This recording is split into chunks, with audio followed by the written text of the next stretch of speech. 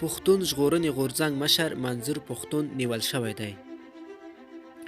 د پښتون ژغورنې غورځنګ پی ټی ایم مشر منځور پښتون د پېښور پولیسو نیولی دی. د پی ټی ایم مخکښ مشر او د قومي اسمبلۍ غړی محسن داوړ د دې خبرې پخلی کړی دی.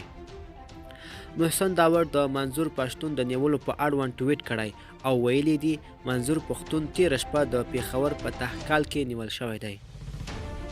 هغه ویلي دا دوی ته په پرامنه ډول د خپلو جمهوري حقونو غوښتنو سزا ورکول کیږي.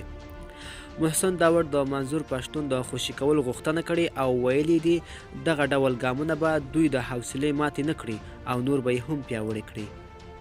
د منځور پښتون د نیولو په اړوند د دولتي چارواکو لخوا په سمدستي ډول څه نه دي ویل شوي.